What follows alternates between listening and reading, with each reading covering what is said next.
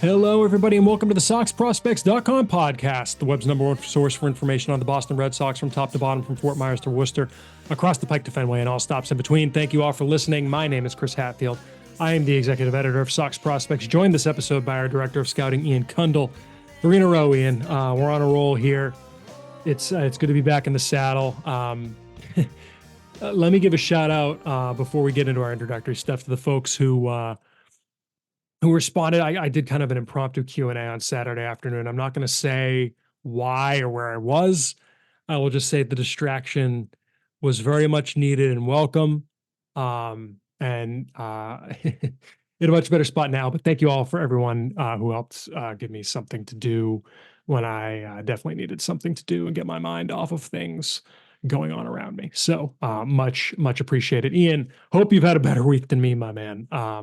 A better week than I guess not better week than the Red Sox. They're just mid, but hope you didn't have just a mid week. Hope it was better than mid. The Celtics one last night would have been better. That's true. That's a good point. Yeah, no, it's been fine. We're just trucking along here. It's looks like it's finally going to get hot next week, which will be interesting. It's going to get into the 90s, so it'll be things are heating up, and I think the bats in the Red Sox system are heating up at the same time because been some pretty impressive performances, which I think we'll talk about a little. We are going to have to talk about weeks. That. Yeah, or week in some cases, 5 games, I think exactly. But yeah. Yeah, some incredibly. I hitter of the week this week for the website is going to be difficult. We may have to throw Co on there just out of principle. Cop out. I mean, even if one so my thought on doing co-players or pitchers of the week is like, if it's literally like 2 guys same levels, like did basically the same thing. B, or like, appropriate levels, comparable levels. B would be like 2 guys who perform so far and above what we typically see in a given week that like it would be a crime not to recognize the second guy, even if it's clear that one was better. So we'll see what the numbers look like when they come in. There's still 2 more games, but what Cutter Coffey and Christian Campbell are doing right now is kind of out of control. But we've got that going on. We've got a couple promotions, a couple injuries, a couple returns, including one guy from Rule 5 selection. And Garrett Cooper's gone, which I think is all we really need to say about that. But bye, Garrett Cooper. Gladly split a pizza with you or something down the line. But if you want to support the show, you can do that a few ways. First, spread the word, tell a friend, tell a relative, tell a neighbor, before I decided to keep things private, I had a joke to throw in here, but tell your joke redacted here person. You can also rate and review us on Apple Podcasts, iTunes, Spotify, and wherever you listen. And folks, the Sox Prospects donation drive is live. Our goal this year is to raise $10,000 with your help. We've kept the site free for over 20 years now, and we hope to do that for the foreseeable future. Your donations help the site cover costs in a couple of primary areas. First is our firsthand coverage for travel costs for scouting. Our firsthand coverage travel costs. So when we're down in spring training, when we might do a Greenville trip this year, just no one's coming into my area, and we want to get Ian down there. And the second item is things like general IT costs, like hardware, software, internet costs, hosting fees. Last year, we had to literally replace our server. Your donations were able to help us do that. So if you want to make a one-time donation and support the Sox Prospects donation drive, head over to soxprospects.com/donate. I think we're about a quarter of the way towards our goal. One of the reasons, this is me speaking now, rather than anyone else at the site.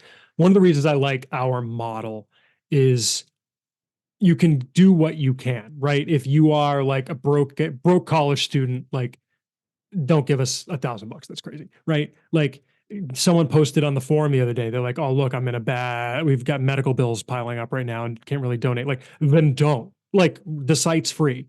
But if you can and you appreciate what we do, even if you think it's just a token gift, it is appreciated, and you would be surprised how far it goes. It's part of why, when I say on here, you can support us on patreon.com/SoxProspects. I support other podcasts on Patreon because I'm like, look, if I'm going to ask you all to support us, I'm going to put my money where my mouth is and support other content creators and folks who are out there putting in really good work and creating really good products that entertain me and that I enjoy. So if you like what we do, if you like the coverage we're putting out there on the Sox minor league system and the organization in general, if you like the podcast, if you like the website, please consider supporting us. Again, the website is www.soxprospects.com/donate. And you can also support us on patreon.com/soxprospects. Both of those definitely welcome your support. We'd really appreciate it. It's the one time a year we really get out there and really put ourselves out there and ask for your support. If you can, we appreciate it. If you can't get it, maybe next year. But yeah, appreciate all your support. And of course, send your emails to podcast@soxprospects.com because we all want to talk about what you all want to hear about. So hit us up there. We've got a couple emails for this episode we'll hit at the end of the episode. Ian, should we, let's hit some of the quick news items first before we get to like deeper discussion stuff we talked about. So maybe the first thing to talk about is maybe kind of the thing that was a little most unexpected that I want to hit first is the return of Shane Drohan, which I don't think there's a ton to talk about yet because I think at least for myself, I'm still kind of putting feelers out there to try and find what he was doing in his short rehab stint with the White Sox. But Shane Drohan returning from the White Sox, I wasn't terribly surprised. And just to fill everyone in on what's been going on with Shane Drohan since he was selected in Rule 5 last year, in February, he underwent a nerve decompression procedure on his left shoulder. I don't think it's like thoracic outlet. I think it's different than that.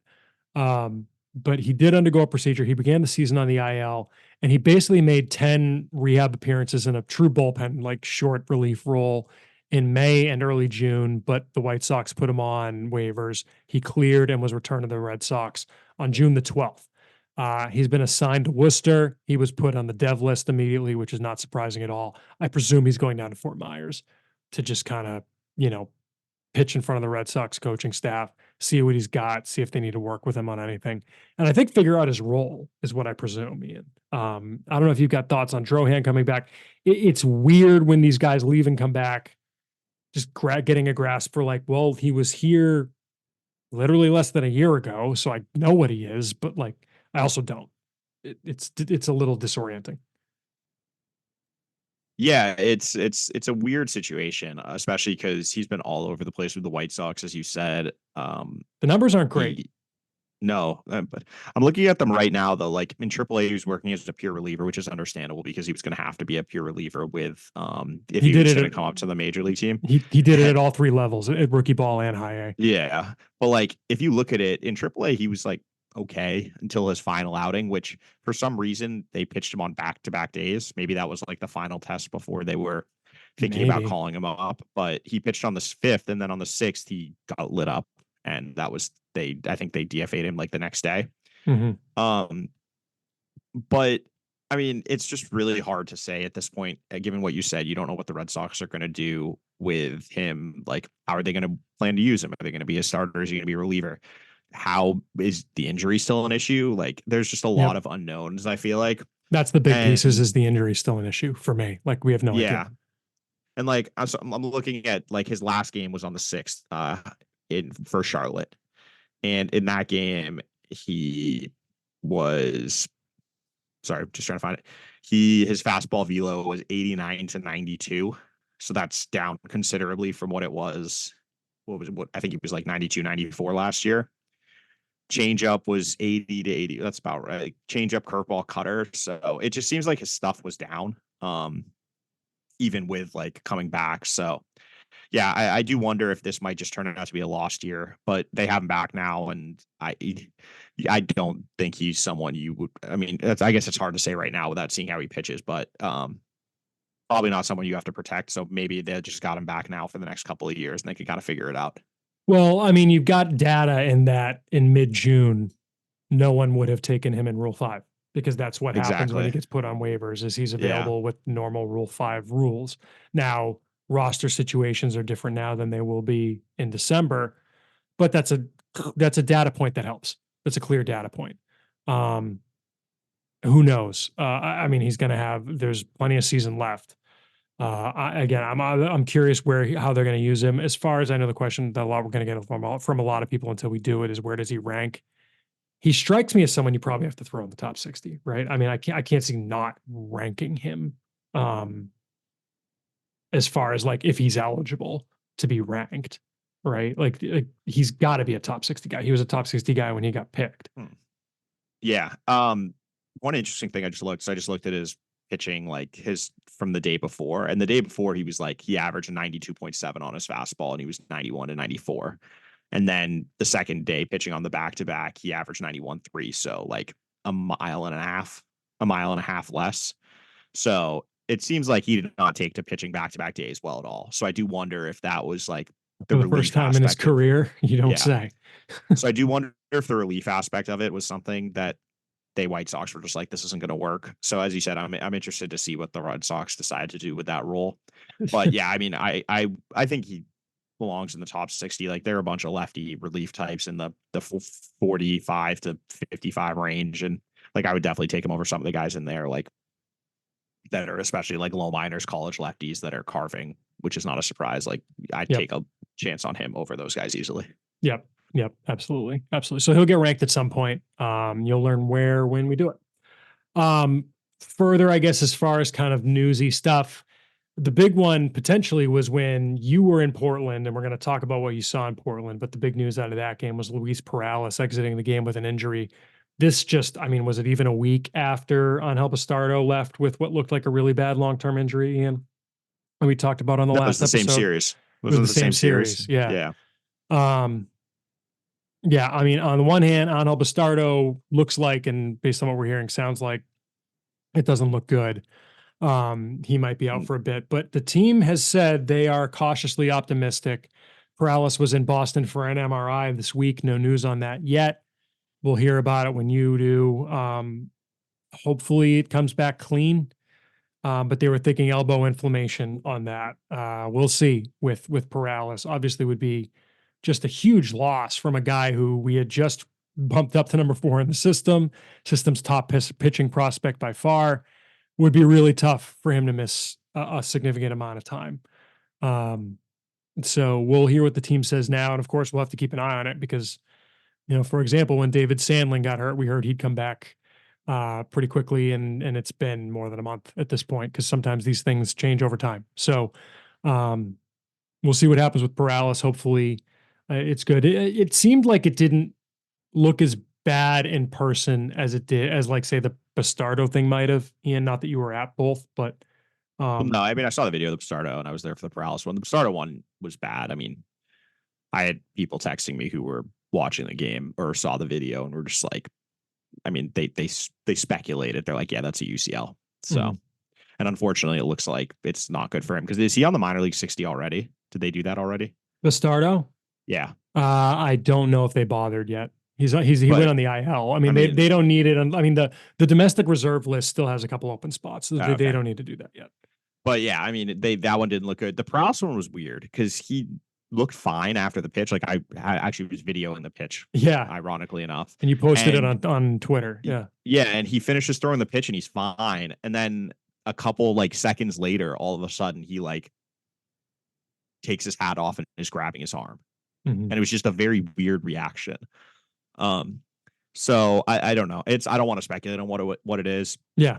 Obviously, hopefully it's not severe, because he looked incredible and he was well on his way to being I mean, I said on a couple episodes ago that he had the highest ceiling of any guy they've had in some time, and especially Brian Bayo, which we'll talk a little bit more about later too. Yeah. But yeah, I mean, he looked fantastic, and it was just tough to see someone. You don't ever want to see people get hurt, and with pitchers and just the brutal luck for the Red Sox this season is just wild. Like every time something looks like it's starting to break right, I feel like something goes wrong. Yep. Some happy stuff did happen this week, though. Although before we get to that, Zach Penrod also went on the IL this week up in Worcester. His is a shin, I think, injury. I'm double checking because now that I'm saying that, it sounds wrong. It was a leg injury. I know that. It was a left shin inflammation. So I was right. So hopefully that'll be a Because quick didn't he? I IL think he stint. got hit.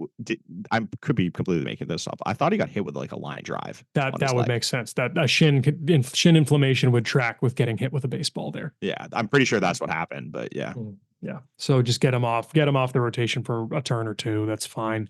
Blaze Jordan returned after exactly a month from fracturing his finger. So he's back in the lineup now in Portland, which is good to see, hitting pretty well upon his return, I believe. I think he Um, homered yesterday. yeah, yeah. And we got at least we got a couple promotions. These I think we're probably going to talk about for a little bit, at least one of them. Let me get the quick one out of the way first. And Juan Daniel Encarnacion got promoted from Greenville to Portland. Right-hander's been having a very good season in Greenville, Ian. But here's the thing for me with Encarnacion is that at the time he was promoted, Portland had 3 healthy active starting pitchers because they had lost Bastardo and Perales in pretty short order consecutively. And then they actually just put CJ after they called him up, but then like on the day of his start, they put CJ Liu on the IL, scratching him from his start. So now they've got, they had just put Isaac Coffey on the development list, but their rotation right now is Wickelman Gonzalez, Hunter Dobbins, Juan Encarnacion, and Isaac Coffey. Meanwhile, Greenville had 6 or 7 starting pitchers. So it seemed pretty clear that the easiest thing to do was promote the most AA ready one of those guys. I don't know. It could just be coincidental, but it is entirely possible that this is temporary. So if Juan Encarnacion goes back down when/if Portland gets healthy, don't be terribly surprised. But that said, it could be permanent too. He was having a very nice season in Greenville so far. I don't know if you got anything on Encarnacion, and it's been interesting that he's popped back into the rotation. I thought he was basically a reliever at this point. Yeah, but it's hard. I feel like it's hard to say because if that's like a permanent thing or if it's just by necessity. Because I mean, you look at Greenville. They had I think David Sandlin went on the IL, and so they needed someone to replace him. So if he stays healthy, does he? You know what I mean? Does he actually go back into the rotation? But the thing is, because remember, they promoted We Hunt from Salem. From Salem, they added Monegro, and they promoted like they added 3 guys in the span of a week. So like Yordani Monegro was piggybacking Jetix and Paez, who are both guys you want getting starter reps. So like, that was just out of necessity. So I think Paez was the 3rd guy they added in that week. So yeah, yeah. I mean, he's had a good year. Stuff is what it is. It's still kind of average-ish, but I think that looking at the injuries and everything, it seems like, especially with Portland too, because Wickelman Gonzalez has been he's been terrible this season. I mean, there's really no sugarcoating that one. His last start, I think he gave up 8 runs. Like his ERA is close to 9, I want to say, this year. It is 8 exactly. So in 36 innings, he has given up 32 hits, 26 walks. So 10 this is the other one, 10 starts or 10 appearances, 36 innings. He's not giving you any length at all. And so I feel like they just needed a guy that you can count on because Encarnacion, he can go 5-6 innings if you need him to. So I just look at that bullpen and I look at that staff and they need someone like him to kind of stabilize because other than Hunter Dobbins, who's been really solid of late and going 6-7 innings, with all these injuries, they have no one you can count on to go more than 5 innings. And you don't even forget they demoted Chris Olivares to the bullpen. So he was not someone who could give you 6 innings either. So it's right. And even when he was healthy, CJ Liu was usually only going 3 innings. So right.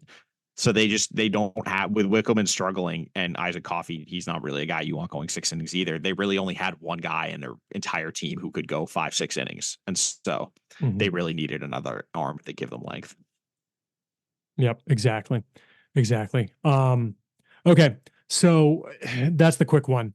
The more interesting one that people probably actually want us to talk about is Miguel Blaze finally getting the bump from Salem to Greenville. Struggled mightily upon his promotion, which I could not care less if anybody actually wants to know our thoughts on that. But seemed, Ian, like it was finally time for him to move up. The numbers are good in Salem this year. After I think didn't he have like kind of a slow start, but then he really got rolling. Had a break to apparently have a root canal, which Godspeed to him, man. Everything I've heard about that, that's no fun. But looking at his numbers this year, especially kind of under the hood, you know, in zones good, chase rates good, hitting the ball hard. Um, you'd want him to do better against off speed and spin, but like he's 20 and he missed almost all of last season. So like, yeah, that's how it's going to look. Um, we saw one thing we did see in Greenville. I don't know if you saw, did you see the highlight of him throwing the runner out at third from right field the other day? Yeah, he's got a good arm. He's got a cannon. Yeah. Our man Chris Clegg got him at a 60 speed run time home to first. He has a lot of tools in his tool bag. Excited to see him in Greenville. Makes that lineup a lot more interesting for the folks down there in Greenville at Fluor Field to check out. I'm happy. I think it was due. He was at about number of plate appearances I thought they'd give him this year to a shade longer, but probably needed, and it seemed like the right time to get him up. Yeah, I mean, you look in April, he was 186, 288, 286 in Salem. Then in May, he was 318, 408, 506. So, that's a 914 OPS. April 573. Everything was trending in the right direction. I think he ended his time there on a 13 game hitting streak, 16 game hitting streak. So during which he was 318, 387, 493. So yeah, I mean, he was doing everything he needed to earn that promotion. His first two starts were, tough, but last two games he's been on base a bunch of times, like five times in the last two games, scoring runs, wreaking havoc. So yeah, it's good to see him up there, and it's nice that he's kind of having that bounce back year you were hoping he would have after that injury. Yeah, yeah, and it's, he's running, he's stealing bases. One thing that we've always liked about him, Ian, is that he plays with a certain swagger. And it seems like he's doing that at that level, even after kind of, a rocky first couple of games. It's 2 games. Who cares? Excited to see him up there. About what I expected. I did that Twitter Q&A and someone was asking like, oh, when's he going to move up? Why isn't he? Are you concerned he's not up yet? It's like, no, he's going to be up any day now. And sure enough, he went up. So excited to see him in Greenville and see what he does there the rest of this season. Moving on, other news, Ian. I think that's all the quick stuff. So I think we've got a couple things left. Do we want to hit Coffey and Campbell? Yep. All right. Cutter Coffey, I guess Blyce's Greenville teammate now. Let's pull up. I want to be able to get his splits. But Cutter Coffey has homered in I have 5 them up, by the way. What's that? Oh, you have them up? I have them up, yeah. Okay.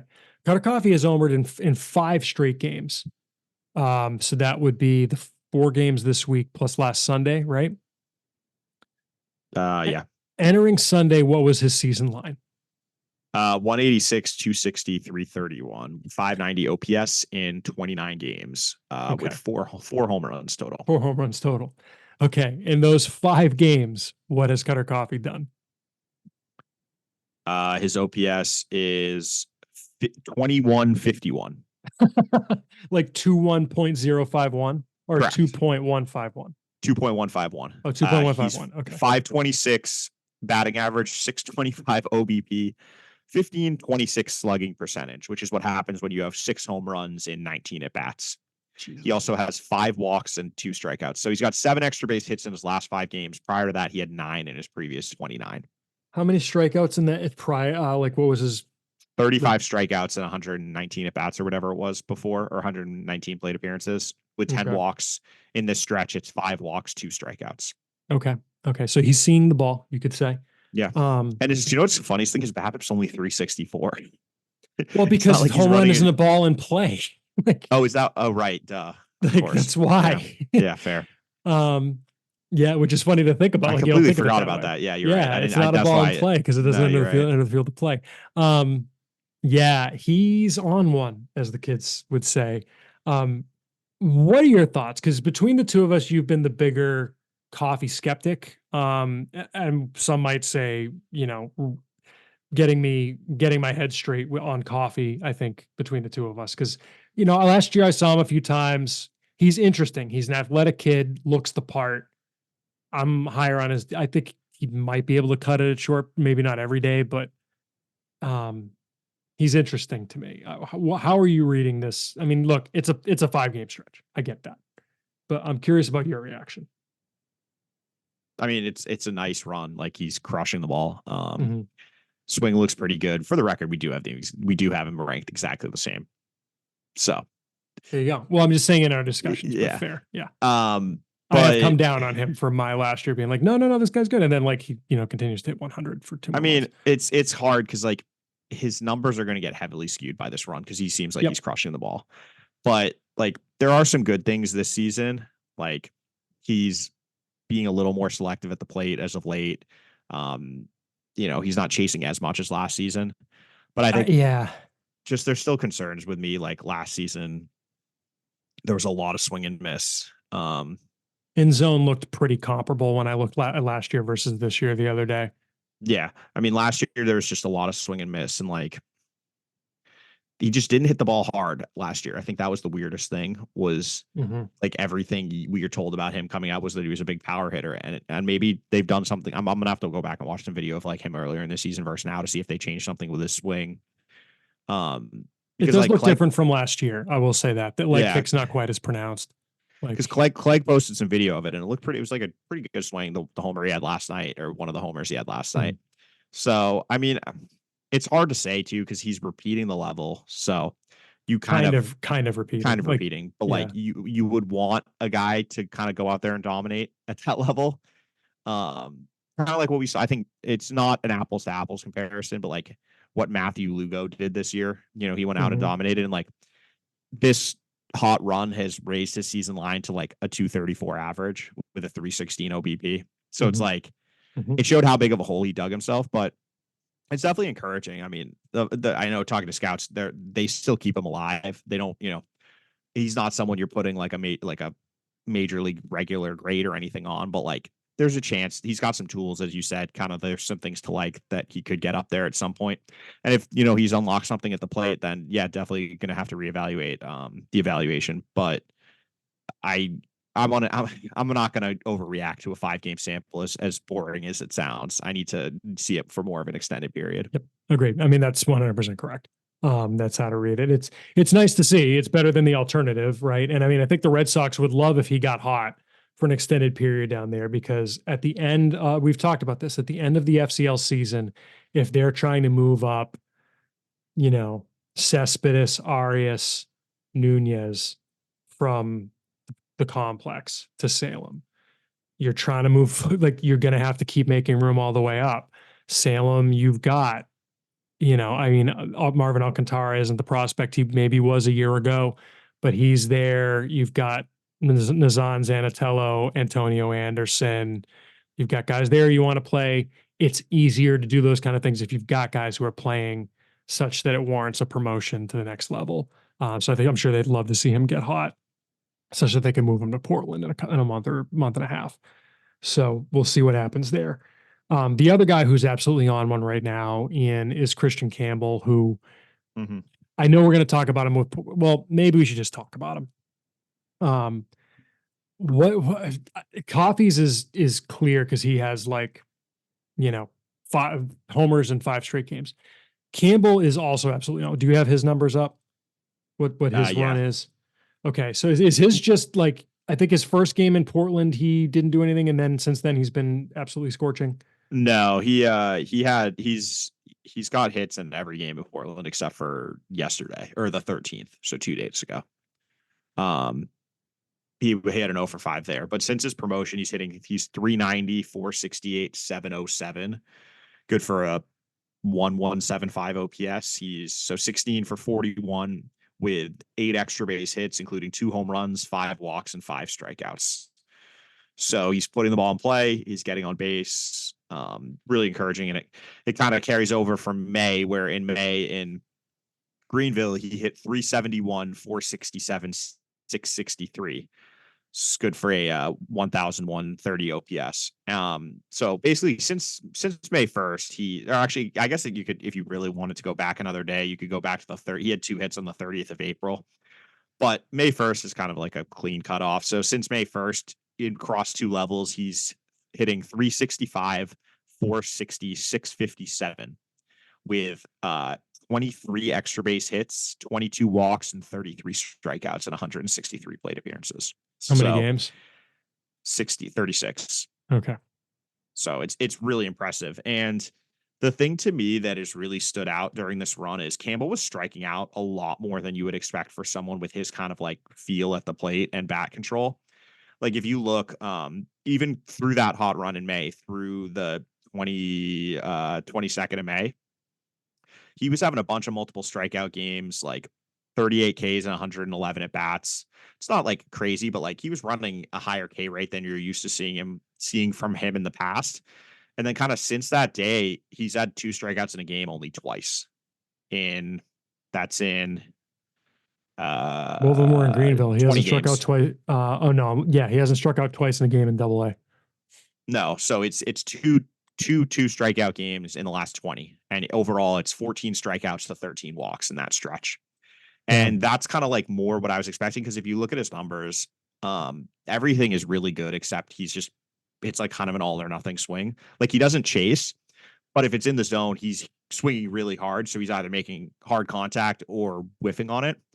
And it seems like he's done a good job of kind of starting to clean that up now that he's up in over the stretch. The Ks are coming down, and yeah, I mean, it's really impressive what he's doing. And it's just, he's such a weird prospect. Like seeing him, he takes these swings that are really weird and the ball just really jumps off his bat. Like I posted the video of one where it was like an inside out swing on I want to say it was a fastball, and it ended up going to the wall. And when we made contact, you're like, oh, that's like a bloop single. And the ball just carries and kept carrying. And when you're hitting the ball as hard as he is, I mean, his 90th his 90th percentile exit velocity is like 106 or something this year, which is just crazy compared to what it was last year. And whatever what they've done with him, the changes they've made have been remarkable. And I don't know. I don't know what to make of him, because you talk to some scouts hate him. Not hate him, but they don't like his swing. They don't think it'll work against more advanced pitching. They think he'll get to the big leagues, but it's more like, like up and down reserve type. And then you talk to others who think he's an everyday guy. And like the split is pretty drastic. And I can't remember a guy like this who it literally just depended who you talk to, what kind of like future outlook you would get.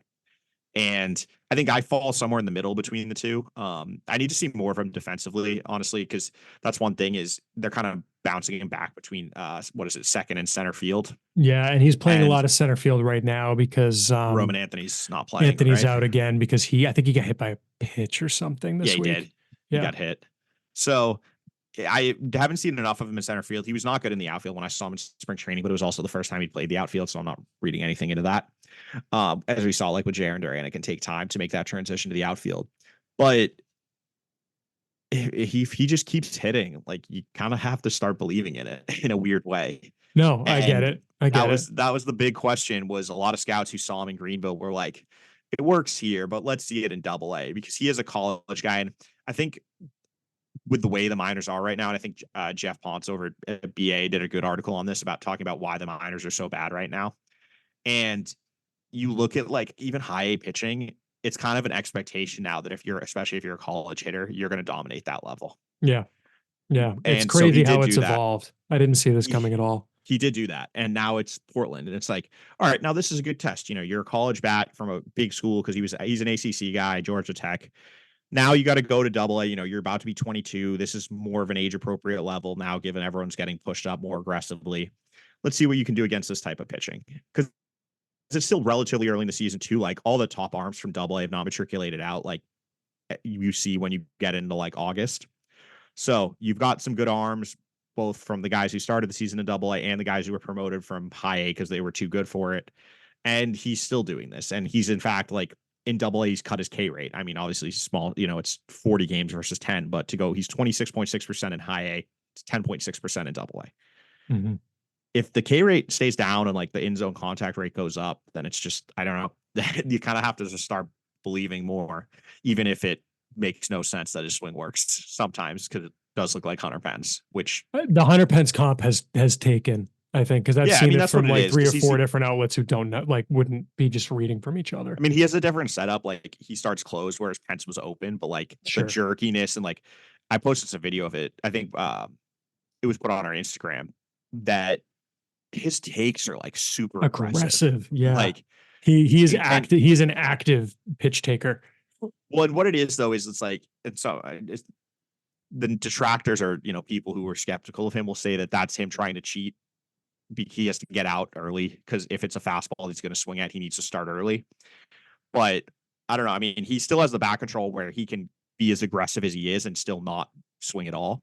So it's just such a unique combo. You just rarely get guys who have the discipline that he does, but at the same time, just hack as aggressively as he does on pitches in the zone only. It's just a really unique player. And yeah, I mean, he was very good in the game I saw. He was on base three times, 2 walks and a double. He also struck out, which was like a very not good swing on a pitch on the inside half. But like that, this is what he does. Like his swing doesn't look clean at all sometimes, but when he makes contact, it goes a long way. So yeah, it's gonna be it's gonna be fascinating to see what kind of happens with him. I don't know what to make of him still. It's hard. It's rare that I have a player where I'm so back and forth on, because on the one hand, all the data and everything looks great for the most part, and then on the other hand, when you see him in person, it's like, is this really going to work against major league pitching? And yeah, I mean, it's a really really weird test case. Yeah. And I mean, look, it's 10 games, right? Like we're not, if we had to re-rank tomorrow, like I don't know if I'd move him up. Maybe I'd move him to 8 or 7 or something, but like that's just almost more of a comment on the guys in front of him than him. I'm not putting him in my top 5 tomorrow or anything like that. Right. So it's a 10-game sample. We'll see what the 10-game sample turns into. Does it turn into an outlier? Does it turn into pretending what he does at this level? In which case maybe he's in AAA by the end of the year. But let's wait and see what he does. We'll enjoy it. And if it keeps up, super. If it doesn't, that's fine too. And we'll Yeah. go from there. Yep. The other kind of thing we had wanted to discuss before we talk about Portland, Ian, is friend of Sox prospects, Chris Cotillo, um, from Mass Live, had an interesting tweet this week. Because look, the Major League Club, like they're 500. Yeah, they took 2 of 3 from the Phillies. Great, they're probably going to drop 2 of their next 3 and get back to 500 and stay 500. Like it's what they do. They're very good at it. I saw a chart about, I forget what it was plotting, but it was an offense thing. And they were smack dab in the middle. And I was like, of course they are, because that's what they are and everything right now. But Chris's tweet was something to the effect of the Cedar Rafaela. I have it. I have have it up if Read you it. want to. Why Yeah. don't you read it? Someone made a comment about how they should have given Tanner Houck the extension. And his response was, Bayo and Rafael extensions can't really ever turn it into damagingly bad investments in the big picture because of how little they guarantee and for how long. Truly almost a guaranteed win for teams to do those with little downside. Then he followed up with, Bayo's deals will be worth 3 to 4% of the entire CBT cap for the next few years. Rafael at 2 to 3%. These guys won't happen, could be DFA'd in spring, and neither would kill the Red Sox. The upside is possibly getting a plus/star performer for that CBT hit. For example, Devers is 12% in 2024. So I get what he's saying.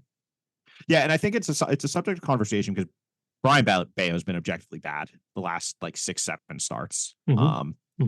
And Rafaela is just kind of plodding along, doing what he's doing. Like he's great on defense, and on offense, he will explode for a game or two every like 3 weeks. Is that a fair way to put it? Yeah, and even on defense, it's weird though. His like Statcast defensive numbers are not good. Yeah, which I think is just interesting. Yeah. Like Savant has him at -1 outs above average.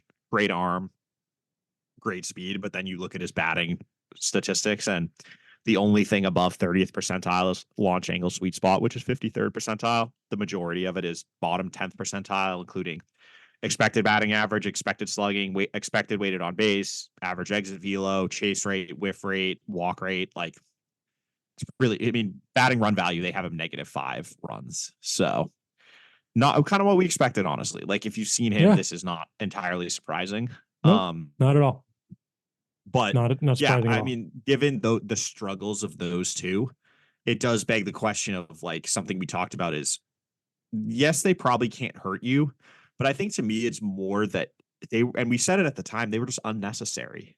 And this is something I got like talking to people around the game too. And it's like, you don't need to do extensions for the sake of it. If you're doing an extension, to me, it's you want someone that you think, and maybe their internal projections do have these guys drastically outperforming their expected AAVs. But when I looked at those contracts, I didn't see that much of a hometown discount, nor players that I was that worried about exploding into stars. And I think that's the other thing is like, I don't see that type of ceiling with Rafael or Bayo. Bayo to me has always been someone who's like probably best case. You're looking at like a 3. Yep. Like he's a mid row. He's a 4. And go back type. and go back to and listen to old episodes and stuff. That's been consistent. If you look at his page on the website, I'll read what we have for his ceiling right now. The ceiling we have is ceiling of a number 2 or a high end number 3 is what we had. Yeah. Potential mid rotation starter. But yeah, that's we think the most likely outcome is he's a 3-4, like a mid rotation starter, like a low end 3, high end 4. And to me, that just like when you look at what he's done this season, and I just nothing he's done in the majors has changed that opinion of mine. And he's getting paid, and I know it's not a ton because of the AAV, the way it's spread out, but basically what you got out of it was an option year at 21 million. And with the way he's pitching right now, he's not a $21 million a year player. So it begs the question of like, could you have gone year to year of him? Especially, and you're taking the risk too with pitchers. Like we've seen this year, and we've seen, look at the pitchers they've extended in the past. Garrett Whitlock, that deal was great, but he's been hurt for the majority of it. Chris Sale's another one. Like pitchers get injured a lot. Is that something you really want to be extending? And like in the grand scheme of things, it probably won't hurt. But I do think that you need to also that something should be considered is like if the Red Sox are operating on a stricter budget than they've had in the past. If you add those two up, you're looking at 6-7%. That is a decent like amount of the budget. If we're talking about if they're not going to go past the CBT too, so I don't think it's going to hurt. But I just think that it begs the question of like if you extend those two and it costs you not extending someone like Abreu or Tristan Casas or someone whenever the big 3 come along. I don't know. We don't know. Yeah. That's the thing. It's hard to say because we just don't know how FSG is going to respond. You know what I mean? Well, we don't know how FSG is going to. Yeah, go ahead. No, I was just saying we just don't know how. Like, is this going to be a new hard cap where for the Red Sox it's under the CBT, or are they going to go back to next year in 2026 to being like, oh, we'll go up to 250, 275, 290 million again? Like, we just don't know that. And it for me, it's like a sliding scale. If they're operating with the new norm is like you need to be 15 million under the first level of the CBT, let's say. Then becomes a little more problematic. Whereas if they're, in 2 years back to being over the CBT, then it really doesn't matter as much again. For context, the first CBT threshold this year is 237 million. Next year it's 241. 2026 is 244. Yeah. That's all we all know right now under the CBT. And if they're, operating it with a cap of, let's just say 230 million around, then, that becomes a little more of a thing versus if you're back up at 270, 280, whatever. I mean, it's not as big a deal. But then it's like, what happens if Bayo gets hurt? Like, you don't want to project injuries, but you're tied in, you're locked into this number. Whereas if something happens, that ARB number would not have been anywhere close to that. And similarly with Rafael, I just don't think he was ever going to earn that much in arbitration. Yeah, I mean the way he's pitching right now, I mean, what would he have earned? And then granted, like I think what did you say? Because I think they bought 1 year of free agency and then have the option. Correct. Is his deal, right? Okay. And the option year is like 21 million. So it's basically paying full freight. Well, what's the CBT going to be in 2030? Because if in 2026 it's 244, if say it goes up by 3.5, say it goes up by 7 million every 2 years. So it'll be 14 more million. So that's 258 in 2030. Will that 21 million go up though? Because isn't it dependent on what the CB? They don't do it. They don't do it in percentages. No, it's the money. The money's the money. And that's why, So it's, when we talked about these extensions on a prior episode, Mike Andrews made the point afterwards to us, like, hey, like, keep in mind, like, the CBT does go up. So like Michael A. Taylor's contract today is not equivalent to Rafaela getting the same money in 2030. Right. And I'm like, okay, fair point. Like, that's a good point. Well, no, because it's weird because the NBA is dependent on the it's like a percentage. So that's percentage why of the tax. Interesting. Yeah. Interesting. Yeah. So no, like that's not how the max contract is dependent on whatever the salary cap is set at. Well, right, but there's no max, right? There's no Right. cap max contract. So I mean, look, I get what Chris was saying. I think what the point that Chris was making is none of these are going to be like the Chris Sale, we need to get this money off the books type deal, right? Like this contract is killing us. I think David Price is the better example of that. David Price is the much better example of that, right? Where if Bayo does not pitch as, and look, I think part of the problem with Bayo is everyone thought, in part because, and I think I mentioned this at the time, the hype he got when he came up was so over the top for the prospect he was because of how thirsty this fan base was, and frankly, this organization was, for a starting pitching prospect. Yeah. Use the word thirsty however you'd like. That people think his ceiling was to be an ace. Yeah. His ceiling has never been an ace ceiling. And part of it is probably because you squint and you see Pedro. Dominican kid, loose, free, throws hard, but it's like it's a sinker. It's never been that profile. He's a very good pitcher. I'm not crapping on him at all. It's just, and the thing is, it's like when he struggles, it's like, why isn't he anchoring this rotation? Well, he's not anchoring this rotation because he's not a rotation anchor. Yeah. Like, that's but why. The thing is, with the way this rotation is designed, that's what he was supposed to be. Yes and no. And it's crazy because, like, then you look at Houck. There's a universe in which Houck doesn't break camp in the rotation. If Giolito's healthy, there's a chance Houck is the one that goes to the bullpen. I don't know. I mean, maybe in camp they knew, like, oh wait, no, this guy's gonna do it this year, and Whitlock's the guy we're gonna move or something. I don't know, but yeah, it's tough. Like, so Bayo's last 6 starts he's got a 6.89 ERA. He's given up 39 hits and 31 1/3 innings, 15 walks, so 40 or 54 base runners in 31 innings. Let me put it this way. That's really bad. If pitcher X on contending team A is putting up those numbers again, okay? He's on, let's call it a 3-year deal, average annual value of $9.17 million. What do you think that team does with that guy on June 15th?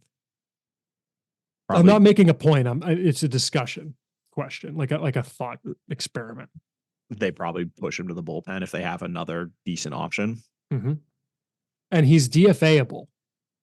And maybe not 3 years, maybe not 3 years, 2 years short. I think the best comparison, there's actually a situation like this going on right now with the Phillies with Taijuan Walker. And Walker's making more money, which is the issue. I think he's making like $19 million a year or something.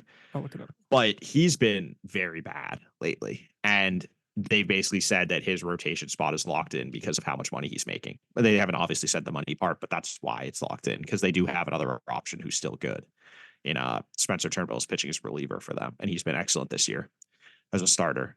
And you just you keep riding it out because of the contract. And with them too, it helps that Walker doesn't have to be, he's like their 4th or 5th starter. So it's a little easier to stomach that. But it's 4 years, 72 million, even 18 million per year. And it was signed in 2023. So this is year 2 of 4. Yeah. So it's a discussion point. But that's what I'm saying is Bayo's making half of that. So Bayo's contract can't become the Taijuan Walker deal. No, because of it. But the thing is that the whole point of the contract is basically you get that 2029 year for cheap and that 2030 option. Mm-hmm. And to me, I just have it. The thing is, in 2030, like, do we know? Are we sure Brian Bayo is going to be a $21 million a year pitcher? I'm not. Well, and that's the downside. This isn't a no downside contract. right? Like Well, because it's not one that's going to kill you, but it's not a no downside contract. No, because if he gets hurt, you're paying him, 9 million CBT money and more real money. And if he gets hurt at any point during this stretch, he would not be making close to that in arbitration. So, and here's the downside. Yeah. Here's the downside is if for us discussing team building, what matters is CBT money.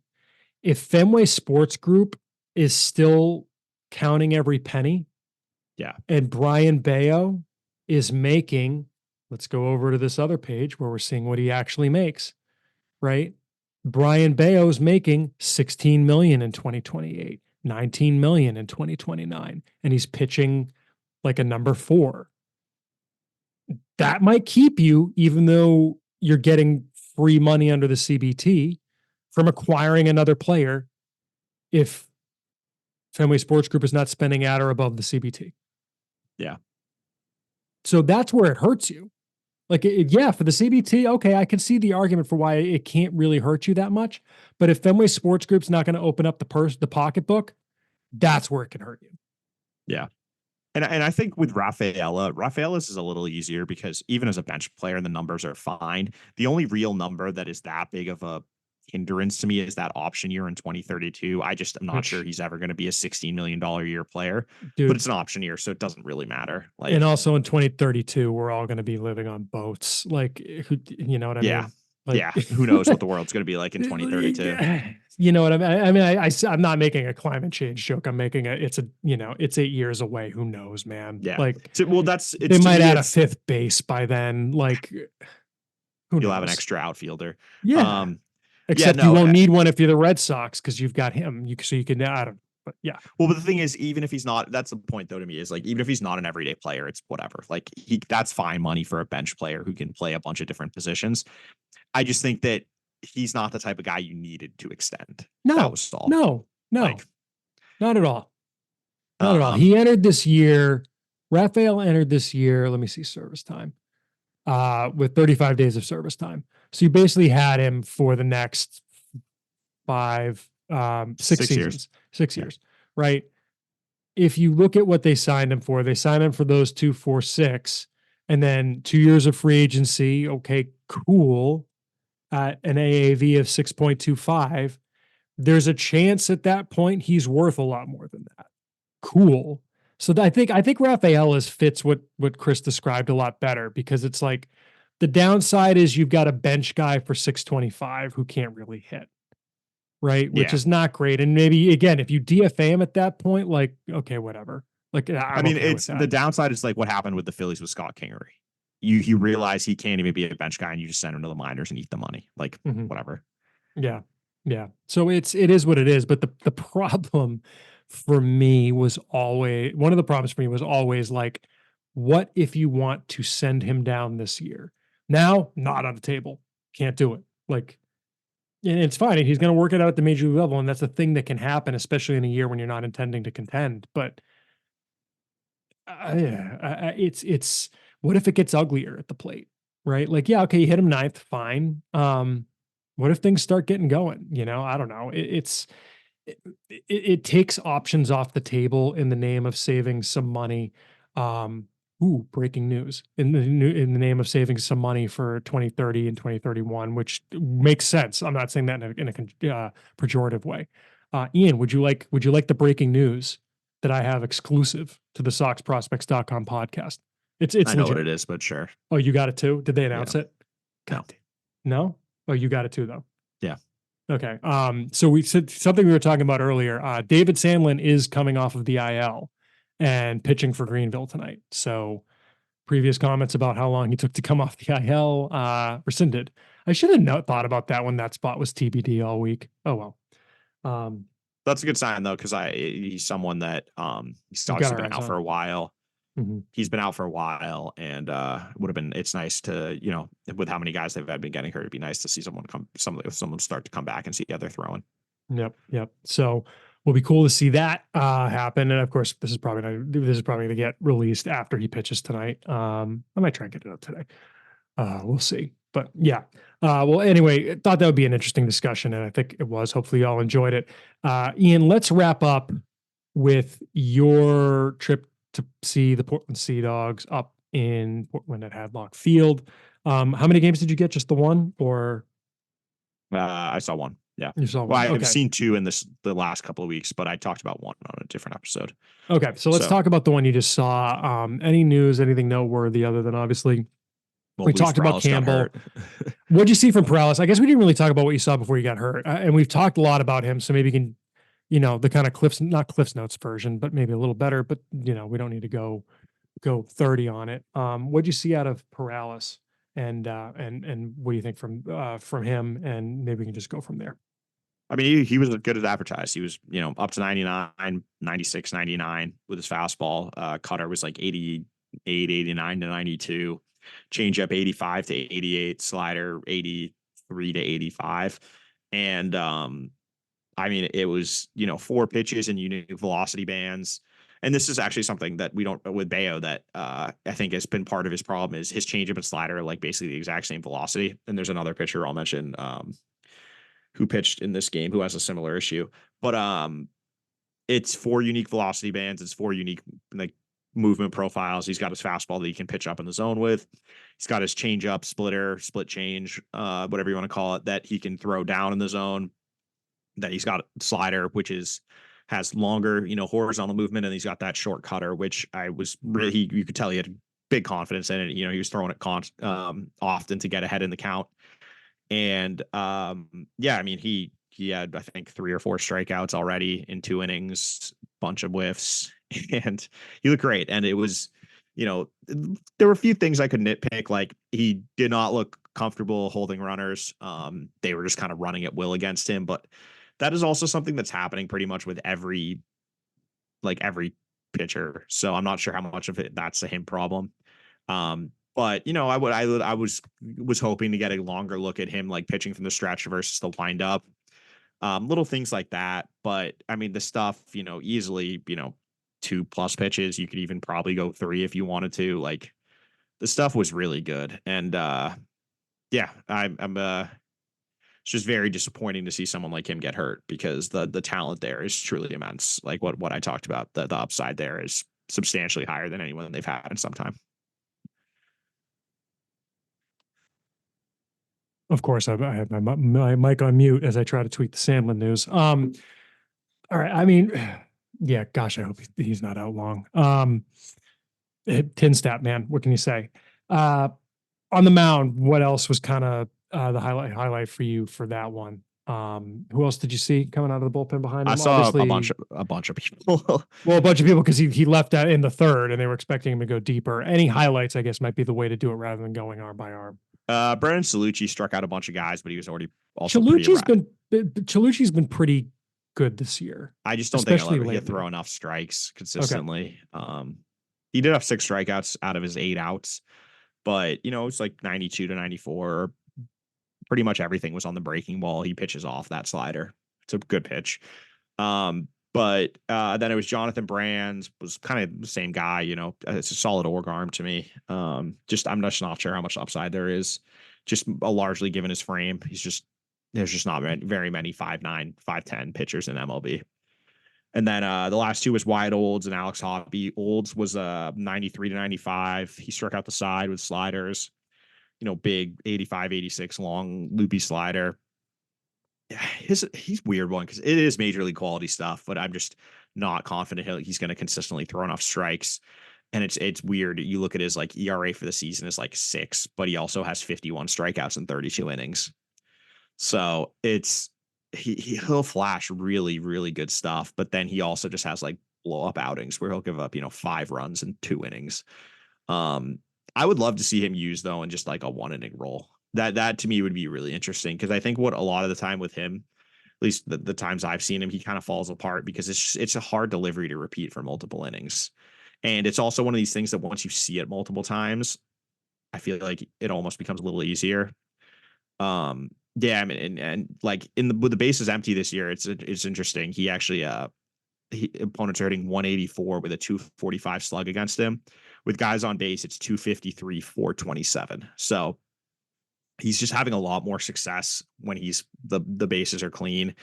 And I just I feel like in one inning stints, the lack of control is not as, much of an issue. Cause like he's been kind of yo-yoing. He had 3 innings in his last start, gave up 5 runs.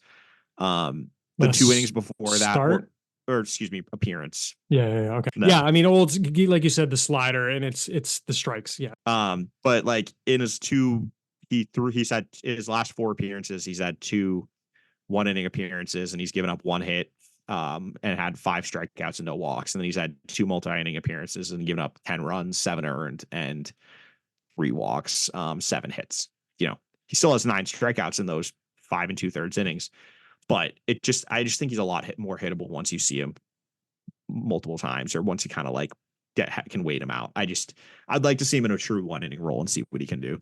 Well, the problem is they don't do that with anyone in the system right now. I know, like and it's a development thing. I get it, but yeah, we'll see. I just feel like there are certain guys that are 1-inning arms. And Hoppy, he's had a rough year. I mean, there's no sugarcoating it. He was a point of discussion during the rankings update. His whip is over 2 for the season. And like, it's weird because the stuff was still like pretty good. It was, 95 to 97.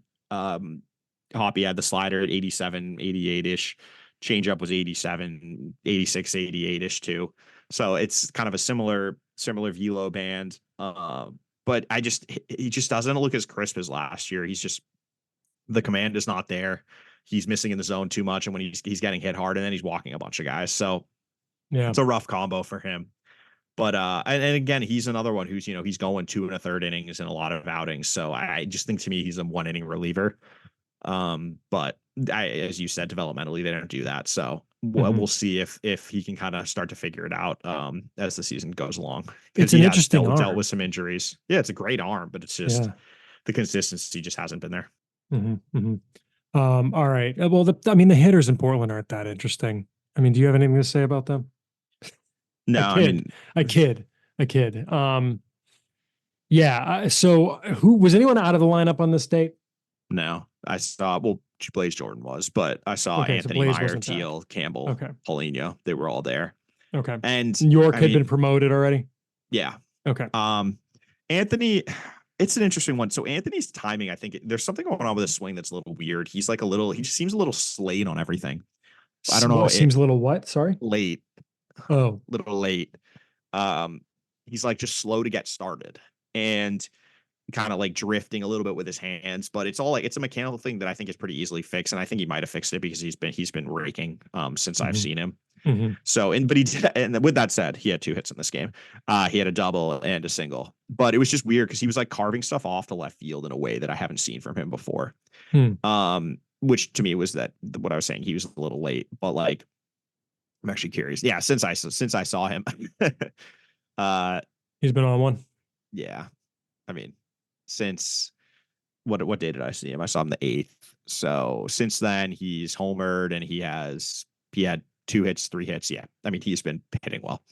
So maybe, I mean, it's a small thing and it wasn't that big a deal, but it was just something I kind of noticed that it looked a little out of sync compared to where he was. I've seen him in the past, but I still, he still can really crush a mistake pitch, and the tools are all there. He actually looked good in center field too, which was nice because when I saw him the week earlier, he didn't look like a center fielder, but he was moving a little better in this one. Meyer was the only one who didn't get a hit. He was 0 for 3. He did have 2 walks, but he hit the ball hard. It just was right at people. Like he had 2 hard line outs. So another one of those, like when we talk about that, you can't always judge a game by the box score. He didn't have any hits, but he arguably had 2 harder hit balls than some of the guys who had multiple hits. So it's just kind of one of those things that if you hit it the wrong way, it just doesn't work. But there was some more good takes from him, I think was my biggest takeaway, especially against the lefty. They started Doug Nikhazy, who I think was a pretty high draft pick. Yeah. And Meyer had a couple good takes from a lefty, which is obviously something that he's really struggled against this year. Like that. So stole that was encouraging too, right? to see. What? Meyer stole a bag too, right? Looks like. Yeah, he did. Few guys did. Yeah, I mean, he steals in Double-A. Yeah, really. The other 2 were Tyler Miller and Nick Decker, which. But then you look at the other Philip team. Sykes got caught, which was probably the fastest guy. Well, one of the fastest guys. But then you look at the other team, and they stole like 8 bases against Teal, and his pop time was like 194. So, or 7 bases, I which guess. is good, to be clear. Yeah. For those not familiar, that he's on the right side of 2, put it that way. Yeah. So Teal had a couple strikeouts. He had a single. The swing looked good. Like I think he's looked really comfortable. I think he's hitting the bat. No, Meyer's taking the lead again, but he's been hitting really well as of late. And I'd caution people that I think I'm not long term. I don't think he's going to be like he's not an impact bat on the level potentially of Meyer or Anthony. To me, he's going to be a really good hitting catcher, if that makes sense. Yeah, and I think that's just a different bar. Yep. Than you get at other positions. Like if he's 260 with 15 home runs as a catcher, that's awesome. Whereas like if I said that about Meyer, I feel like people would be really disappointed. But I think with Teal, you just have to be ready that's kind of like the tools are not as loud as Meyer or Anthony at the plate. And actually, really quick, I just pulled up the boxing and it's 2, 4, 7, 5, 6, 7. Yeah, 7 steals. I had it up. Yeah. Okay. Oh, sorry. I thought. Well, you said 8. I think. So. I said 8, and then I corrected it because I misread the thing because one of the guys had a 2 next to his name. See Huff, the last one. Yes, but the 2 is because it's his second of the year. Correct. Which is interesting. So it's 2 off of Olds, 1 off of Chalucci, 1 off of 2 off of Chalucci, 2 off of Perales, 1 off of Brand. So they ran on everyone. Yeah, apparently. But as I was saying, like Perales wasn't doing a good job holding runners at all, and like some of these guys are slow to the plate, but because Teal was still popping like above average times. So, but yeah, I just think with Teal, that is the one thing. Just seeing him probably 10 games this year already. I love him at the plate for a catcher. I just want to more. I don't think he's like. It's probably more like a 50 hit, 45 power, 50 power maybe. Whereas Anthony and Meyer, where you're getting into the 6s with those tools or higher. Yep. So it tracks to me. Yeah. All right. We talked about Campbell. So what do you think of Paulino? I mean, it was kind of he played short. He played third base, showed off plenty of arm for third base, which is I think one of the things that keeps him alive for me, even though he really only does one thing on offense, which is hit right-handed pitching. Well, that's more than half the battle, right? Yeah. I mean, but yeah, he against the lefty was funny actually. He did have a walk and a hit. Had a couple of good at bats, but I don't think he just has the ability to impact the ball against left-handed pitching. Like I'm about to look. I'm curious actually how many extra base hits he has against lefties this year. I'm gonna guess it's not very many. Well, and it's funny while you look that up really quick because someone was asking us after we did our rankings about how Paulino was ahead of York when Paulino has this very clear left-right split, and it's a weird thing to say, but it's like if I'm confident Paulino can hit right-handed pitching at the major league level, maybe not at an everyday regular rate, but like at a playable rate, I can hide him against lefties. If York is the same hitter against both left and right-handed hit pitchers, I can't hide him from a specific demographic of pitcher. If that's true, but also the biggest separator to me is defensive ability. Like, oh yeah. And I'm not saying that was the fair, but I also, and to be fair, I'm pretty sure we were not like universal on having York. No, and I also said, and we also split down the middle too. Yeah, like because which I get. I think that's correct, frankly. Yeah, because like if you should not think one the bigger case was for making me, the argument. The bigger case for me, Paulino wise, is that he can play average at least at second, short, and third, and he could fake it in the outfield. I'm sure if he needed to. Whereas I don't like York is maybe a 45 at second base if you want to be super generous. He's probably closer to a 40, and he's a left fielder otherwise. So having the ability to play shortstop is just a massive difference, or even third. He'd be playing short every day in a different organization with a different roster. Paulino, 100%. Yeah. So that's why I still like Paulino. And yeah, against lefties this year, he has, guess how many extra base hits he has against lefties this year? How many at bats? 36 at bats. 0. 1. Like close. He just doesn't. Price is Right rules. That's a good one. Against lefties, he just doesn't. I just don't see a lot of ability to make solid contact, and I don't know if he just doesn't pick up the ball well or whatever. But you can tell against lefties, it's a very tentative swing. It's more just he's just trying to put the ball in play. But it was nice to see him get on base twice because I mean he's literally been on base against lefties in 6 out of a possible 42 plate appearances this year. So the odds of seeing 2 in one game are not good. Right. But yeah, I mean, he looked good defensively, which was more encouraging. And then he had a couple good at bats later in the game, even if he didn't get out. So I still like Paulino. I don't think the upside is massive, but it's not an everyday player upside to me. But I still think there's a decent chance he could carve out a pretty good role as like a bench Sure. righty platoon bat who can play a bunch of different positions and plays 3-4 games a week. 100%, 100%. The rest of the guys who played, well, I mean, I guess Tyler McDonough is the other ranked guy who played, and I'm curious if you think from what you saw of him versus like a Philip Sykes or a Tyler Miller, or I mean, Nick Decker, since he's been playing every day, has been, well, I guess not. He's hitting below the Mendoza line, and Tyler Miller has been struggling since his promotion to AA. But did you find McDonough to be significantly better than the other two guys in the lineup there? I mean, I just think they're different players. And again, it comes back Yeah. to defense. McDonough is athletic. He can run and he can play a bunch of positions. He can Six, play second. six at least above average, at least average, right? Yeah. I think he's where's he played this year? He's played short, right, left, center, second. So basically everywhere but first and third base. And he probably could play third base if he needed to. I've seen him take ground balls there. He has. But they just don't need him to because they've got, three other guys who do. Like 4 other guys. You can never have enough guys with defensive versatility, and I don't like. There's too much swing and miss in his game. That's the biggest limiter. It was again on display in this one. He had 3 strikeouts, but if he could just put the ball in play with his defensive versatility and speed, that's a potential big leaguer, and that's why to me he's still ranked. Whereas those other guys like Tyler, they just don't have the speed or the defensive ability. Sykes is the closest to being ranked of the other 3 guys. I mean, Sykes is kind of interesting. He's just kind of not doing enough for me at the AA level at his age. He's an interesting guy.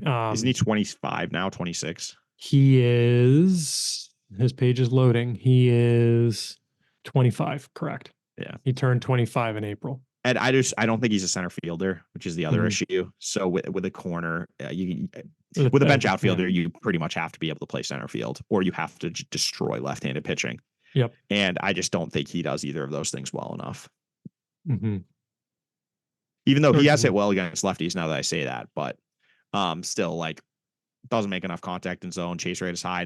He doesn't really recognize spin as the biggest issue, or off speed pitches. He has a lot of trouble with. So yeah, like a lot of those guys in Portland. That's true. Yeah. I mean, the bottom of that lineup is there. It's not the best, especially now that York and Lugo are gone and Jordan's been injured. Yeah, but now with Jordan back, that's better. Alex Binelas has been kind of hot lately. It's too bad you didn't see him. He's been better this year. But again, when you talk about Binelas, I mean, he's got to be the same age as Sykes, right? If not older. No, I think he's younger, but he just doesn't do anything for me. I don't know. I don't see it with him. Mm-hmm. He's 24. He turned 24 in May. Yeah. So, all right, fair enough. That's Portland. Anything else? Any other big takeaways, big picture wise from before we head to emails? Nope. All right, cool. Let's go ahead and get to emails again. If you want to email us, hit us up at podcast@soxprospects.com because we want to talk about what you all want to hear about. We got 5 of them this week. Ian, our first email is from John B. So we're going to rig up the sloop, John B. And he has 3 questions/points. He says he just got back from a mini road trip to see the Sea Dogs and Woo Sox June 7th and 8th. Just missed you. Got 1 observation and 2 questions for you. 1, Polar Park is awesome. Yes, they did a great job on that park. 2, why the heck isn't Nick Sogard in the majors? He was the best player on the field offensively and defensively, and he's got to be better than Dahlbeck and Cooper. I mean, the answer there, as far as Cooper, is that Cooper was gone the second they needed the roster spot. And as we've talked about here before, you're not going to add Nick Sogard to the roster while you're still kind of doing complicated machinations on the 40-man when, you're going to just call him up for 3 days to send him down. At this point, he's under team control for next year still. He'll get up there, I think. Just be patient. It's going to happen. 3, when it's cold and wet in Portland, which I'm guessing is a lot, do umpires have an unofficial quote, tie goes to getting home early rule? As soon as the light rain started, it seemed like every borderline call was an out and every borderline pitch was a strike. My 20-something son said it reminded him of what he'd do when he umped Little League games. I remember reading this, and I say it here, Ian, to make a point. This is part of why we will never get true robot umps. Because there needs to be some feel for game situation, what's going on. The actual strike zone doesn't need to be what's getting called when it's a 12-run game. right? When Or you're like when trying to, position players, and I feel like you see it the yes, most. yes, 100%. 100%. It's actually kind of funny in some of our like the numbers I've looked at this year on the Red Sox pitchers, like Albert Feliz winds up near the top of the list for whatever reason from the games he's pitched. But yeah, I mean, that's baseball, man. I think is what it comes down to. So, but yeah, thanks for the email, John B. Our next email is from Evan in Providence. He says, "Hey guys, there's a lot of excitement about Cespedes' bat, but not much talk about his fielding and overall athleticism.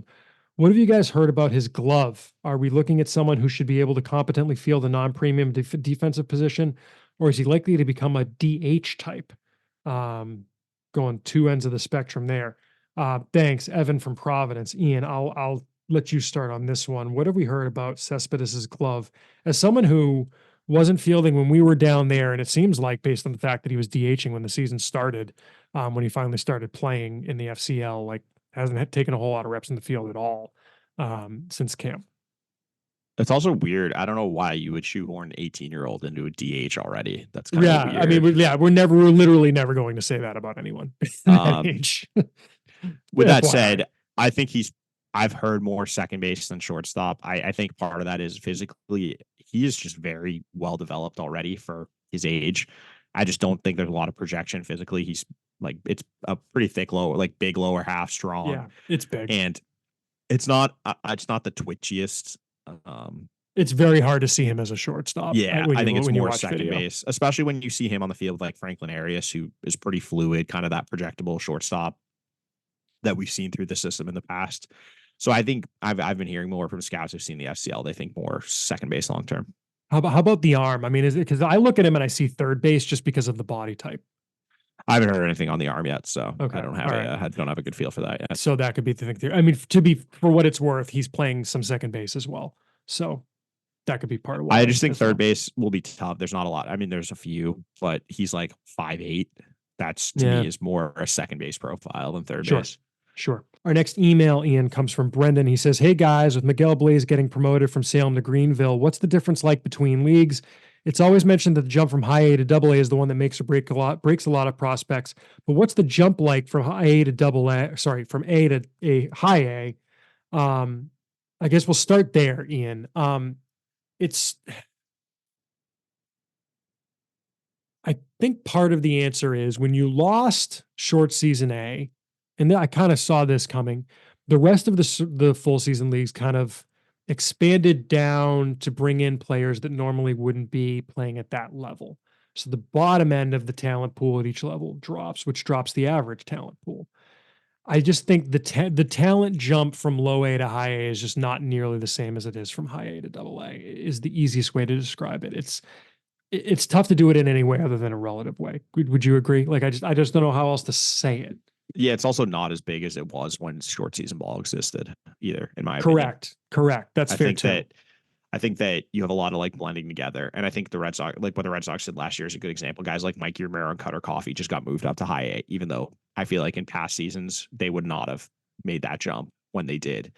And it's just because, by the end of the season, like low A is basically like the complex league, and high A is basically like low A. And I think that you start to see it just because there's the level of pitching caliber that you just see more arms who just don't throw strikes at both levels. And it's just, I think a lot of it just stems from the elimination of short season ball. It's just guys have to get pushed more aggressively because it's either now the choice is either you stay in the complex or you go to a full season affiliate. There's no like in between level. And I think that in between level is where a lot of guys kind of learned how to pitch almost. And now it's like, if your stuff is too good for like short season ball or for the FCL, but probably not ready command and control wise, you just have to go learn on the job up at high A or low A, excuse me. And that's why in Salem, you just see a lot of guys with like decent stuff who don't throw strikes. Or if, you're good enough that you can carve because you have good command, you just go up to high A, except maybe your stuff is a little on the light side. So you're still like, it's just the jump it's decent, but like, I don't think it's anywhere near as noteworthy as it was in the past. It's like, you know what? He's going to see a lot of the same arms he saw in low A. You know how I might put it now that I'm kind of thinking through it in my head. This just popped into my head. So if it's half baked, I apologize. Low A has become short season A. a lot more fully than I anticipated. Yeah, no, it literally is the Penn League now. High A has become low A plus, and double A hasn't gotten that much worse. So high A, I think no, but triple A has got worse. Triple A is bad now. Again, well, I mean, but based on what? Like, what? How do you see? Like, based on? I just think the caliber of players you see in AAA is just nowhere near as good as it used to be. I think But are you saying young guys, old guys? Like, is it more taxi squad? Is it? I think it's more turned into a taxi squad. You're not seeing like the prospects in AAA, good prospects. A lot of them don't even go to AAA anymore. I feel like we're just seeing them go straight. Or to spend a lot of time there. Yeah. Yeah. Yeah. Okay. Yeah. That's. I just wanted to know what you meant by that, but that's interesting. The rest of his email says, what does Miguel Blaze need to do at this level? How many at bats? Could it be a quick stop before double A? I don't think there's any chance it's a quick stop. He's a young prospect. He's still just 20. No, I could easily see him finishing the year there. Maybe he gets up to Portland for like a week at the end of the season, but he would probably have to. What's the point? Right. Well, like, the only reason would be because you're going to start him in double A next year, if that's your plan. But if that's your plan, yeah, just to get him a taste of the level. But I don't see any problem with him finishing the year in Greenville. No. Yeah, and it's not a number of plate appearances. It's is he ready or not yet? And then he asks, can Blaze play himself into the quote big three, or I guess it would be the big four? AKA, is he a talent that can challenge for being the number one prospect in this organization? There's a big hole for a right-hand-hitted player in the Sox lineup. Could he be that untouchable stud this team needs down the road? Thanks as always. By the time Blaze is ready, if the same need for a right-handed hitter is still there, Craig Breslow better not still be the GM. No, but the reason I say that is if you let a need, aggressive. Well, here's why I say that. I mean that mostly joking. Like, if they just let that need sit there for like, I mean, when is Blaze getting the majors? 2026? Like, I mean, for any kind of extended? Yeah, well, that's what I'm saying. Like, if you let a need just sit unaddressed until then, like, or let me put it this way. If Breslow hasn't tried to address that need by the time Blaze is available, Breslow has done something very wrong. Well, rescind, Breslow should be fired. Yeah, that was made in that was Stephen A. Hatfield coming out right there. That was a little aggressive, or whatever. Chris Russo, whichever morning one of those shows that you watch. Hat Dog. Is he the other one? Is he the FS1 guy? Who's the FS1? Chris Russo's MLB, isn't he? Okay. What's his name? The white guy. The annoying one. What the hell's his name? No, Coward. Oh, I can see him. He's with Shannon Sharp. On Undisputed. They were on Undisputed together. I'll find it. I know exactly who you're talking about. Skip Bayless. Oh, Skip Bayless. That's you're right. No, Skip Bayless. That's bad. Yeah, that's bad. Because he was on ESPN forever too. Yes, with Stephen A. I think Skip Hatfield sounds better too. I should have gone with that originally. Yeah. I'm kind of but no, I think Blaze, the biggest thing for me that I'm going to be watching is how does can he improve against secondary pitches? Because he's hit fastball as well this year, but he's definitely had trouble against off speed, and kind of just continuing to refine and develop his approach is going to be the key for him. I think at high. Yeah. And look, like, could he be the number one prospect down the line? Sure. I mean, you could be looking at a situation a year from now where all three of Meyer, Anthony, and Teal have graduated. Like, that is well within the realm of possibility. At that point, you're looking at Perales, Blaze, Cespedes, 2024 first round pick. Who else could realistically be pushing at that point, Ian? That's probably that's probably where the money is, and then after that, it's the field, right? Yeah. So that's who maybe Zanatello is a very dark horse, but he can't stay he's got to stay on the field. Yeah, he certainly could. I mean, he'd only have to pass Perales, and if Perales winds up with a significant injury, he's asking though, could he be seen as like the same tier as those guys? And for him to become like a top 25, top 30 prospect by the end of the season, he's just gonna, the tools are going to have to get a little. Yeah, the tools are going to have to get a little louder, and I think the approach is just going to have to really tighten up. But that's not something like that drastic of an approach change in season is not something you're going to project.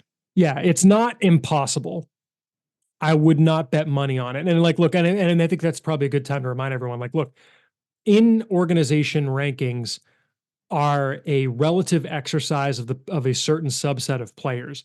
The number one prospect in the Red Sox system is not always going to be a top 10, 15, 20 player, right? Miguel Blaze could be the number one prospect in the system and still be ranked in like the 70s. Like that's possible. I mean, Tristan Casas was that for a while. Just no one remembers because he turned into that top 50, top 30 guy eventually. So who knows? Who knows? It's possible. He's certainly possible. Our next email, Ian, comes from Ted.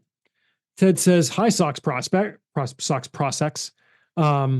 It is likely far too early to worry about, and maybe it would be a quote unquote good problem to have." And this is the question following up on that thing from the last one. But considering that Devers, Casas, Duran, and Abreu are all left-handed hitters, and each of Meyer, Anthony, and Teal are also left-handed hitters, when does this become an issue the Red Sox start to consider? This is assuming that the big three continue to rake and make it look like they stay on a trajectory of making the big leagues by mid to late 2025. Thanks, Ted. It's a fair question, Ian. One that Craig Breslow, I'm sure, will attempt to address and not be fired. I want to punt on it because I just don't know what the answer is. I mean, I think they're going to have to get creative in addressing it. I just don't know the easy way to address it. Yeah, no, they really need to balance the lineup, and I think it's not going to be popular, but it's got to probably be someone from the outfield. It has to be because you've got too many outfielders. You're not trading Costas. You're not trading Devers, and second base is a righty right now, or will be when Grissom's back, and hopefully he can turn it around when he comes back. Yep. Shortstop is going to be either Story or Meyer eventually. Probably maybe Meyer goes to second. I don't know, but I think just when you look at the outfield between Duran, Abreu, and Anthony, eventually, that's where you're going to have to figure it out, and DH too, like Yoshida. So I don't know. I think we got to give Craig Breslow time. Like, he's been in the job for less than a year. Let's kind of see a couple off seasons, see how he handles it, see if maybe there's some prospect trades up the sleeve, or if maybe he tries to sell high on someone. Maybe they don't buy William Abreu, Jarren Duran, someone like that long term, and they try to cash in on that chip when they have team control and they can get a haul. Like, I think there's going to be something creative that we're not really thinking about that's kind of going to go a long way to addressing that issue. Yeah, for sure. It's something they're going to have to address, and they're going to have to do it in a way that you can't really just say, like, yeah, they're going to do this. All right, we got one final email.